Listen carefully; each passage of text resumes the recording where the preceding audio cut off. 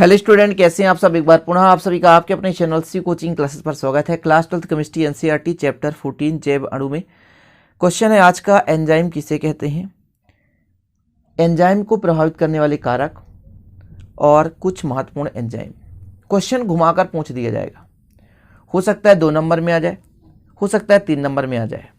तो question student बदल भी सकता है, इसलिए मैं सभी टॉपिक्स को यहाँ पे कवर करने वाला हूँ जो आपको तैयार करना है एंजाइम से संबंधित।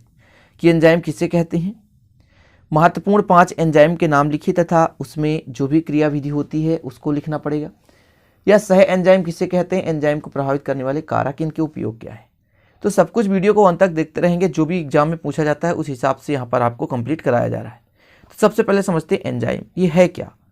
तो ये जैव उत्प्रेरक होते हैं जो कि जीवित अंगों में उत्पन्न होते हैं तथा जीवित कोशिकाओं में अल्प मात्रा में उपस्थित होते हैं। वास्तव में ये ग्लोब्यूलर है ना, प्रोटीन का महत्वपूर्ण समूह है। ये उच्च आणविक द्रव्यमानयुक्त कार्बनिक पदार्थ हैं जो कि रासायनिक रूप से सभी एंजाइम ग्लोब्यूलर प्रोटीन है। अब थोड़ा समझने की कोशिश करें। जैव उत्प्रेरक होते हैं मतलब मनुष्य के शरीर में या जीवों में होने वाली घटनाओं को बढ़ावा देते हैं।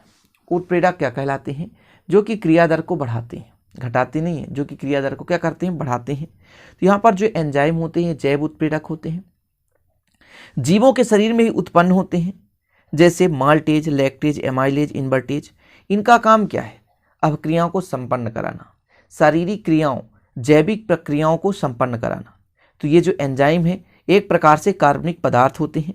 क्या होते हैं, कार्बनिक पदार्थ होते हैं जो जीवों में होने वाली विभिन्न क्रियाओं को संपन्न कराते हैं। समझ पा रहे हैं स्टूडेंट, इतना क्लियर है कि एंजाइम क्या है। ये जैव उत्प्रेरक होते हैं मतलब शरीर में होने वाली विभिन्न प्रकार की घटनाओं में उनमें उत्प्रेरित करने का काम करते हैं और ये शरीर से ही उत्पन्न होते हैं, मुख्य रूप से कार्बनिक पदार्थ होते हैं। ठीक है ना, क्लियर हो गया इतना। तो इसको स्क्रीनशॉट ले लें। अब इसके बाद जैसे एग्जाम्पल के तौर पे कुछ प्रमुख एंजाइम, जैसे 5 एंजाइम दे देगा, इस पे आपको उत्प्रेरित अभिक्रिया या किया जाएगा। माल्टेज का काम क्या है, तो माल्टेज जो होता है स्टूडेंट वो माल्टोज को ग्लूकोज के 2 अणु के रूप में तोड़ता है। यानी माल्टेज जो है, माल्टेज एंजाइम जो है इसका काम क्या है कि शरीर में यदि माल्टोज है तो उसको तोड़ करके ग्लूकोज में अपघटित कर देना। लैक्टेज का काम क्या है, लैक्टेज जो होता है वो लैक्टोज को ग्लूकोज और गैलेक्टोज में बदलता है। लैक्टेज जो होता है वो लैक्टोज को ग्लूकोज और गैलेक्टोज में बदलता है। इसी प्रकार एमाइलेज, एमाइलेज जो होता है स्टूडेंट वो स्टार्च को ग्लूकोज में बदलता है। इसके अणु कितने भी हो सकते हैं। इन्वर्टेज, इन्वर्टेज का काम क्या है, ये सुक्रोज को ग्लूकोज और फ्रैक्टोज में बदलता है। किसको, सुक्रोज को ग्लूकोज और फ्रैक्टोज में तोड़ता है। यूरिएज जो होता है यूरिया को कार्बन डाइऑक्साइड और अमोनिया में तोड़ता है। ठीक है। पेप्सिन जो होता है वो प्रोटीन्स को अल्फा एमिनो अम्ल में तोड़ता है। इसी प्रकार ट्रिप्सिन जो होता है वो प्रोटीन्स को अल्फा एमिनो अम्ल में तोड़ता है। न्यूक्लिएज जो होता है वो न्यूक्लियस यानी जैसे डीएनए आरएनए को न्यूक्लियोटाइड में बदलता है। ठीक है, ये हो गए कुछ प्रमुख, इनको तो याद ही करना पड़ेगा स्टूडेंट, इसमें कोई लॉजिक नहीं है। इसको आप लोग थोड़ा सा है ना अपने हिसाब से, जैसे माल्टेज है तो माल्टोज को तोड़ता है, लैक्टेज है तो लैक्टोज को तोड़ता है, एमाइलेज स्टार्च को, इन्वर्टेज सुक्रोज को, यूरिएज जो है यूरिया को तोड़ता है। कुछ नाम से भी याद हो सकते हैं। तो इस प्रकार से हो गए कुछ प्रमुख एंजाइम। अब एक शब्द आया करता है एक वाक्य में कि सह एंजाइम क्या है। सह एंजाइम, एंजाइम का काम क्या है स्टूडेंट, एंजाइम का काम होता है कि जीव में होने वाली विभिन्न प्रकार की क्रियाओं को बढ़ावा देना सह एंजाइम कहलाता है। जीवों में होने वाली विभिन्न प्रकार की अभिक्रियाओं को संपन्न कराना क्या कहलाता है, सह एंजाइम कहलाता है। एंजाइम कहलाता है। और सह एंजाइम क्या होता है, एंजाइम का भागीदारी देता है, मतलब जो एंजाइम को ही उत्प्रेरित कर दे। यानी कुछ ऐसे सरल कार्बनिक आयन, अकार्बनिक आयन अथवा कार्बनिक यौगिक जो कि एंजाइम की क्रियाशीलता को बढ़ाते हैं, जो कि एंजाइम की क्रियाशीलता को बढ़ाते हैं, सह एंजाइम कहलाते हैं। ठीक है, क्या कहा मैंने, कुछ ऐसे सरल अकार्बनिक आयन या कुछ ऐसे सरल अकार्बनिक यौगिक अथवा अकार्बनिक आयन जो कि एंजाइम की ही क्रियाशीलता को बढ़ावा देते हैं। एंजाइम का काम क्या है, शारीरिक घटनाओं में है ना परिवर्तन लाना, शरीर में होने वाली विभिन्न प्रकार की घटनाओं को बदलना। लेकिन सह एंजाइम क्या करता है स्टूडेंट, एंजाइम को उत्प्रेरित करता है।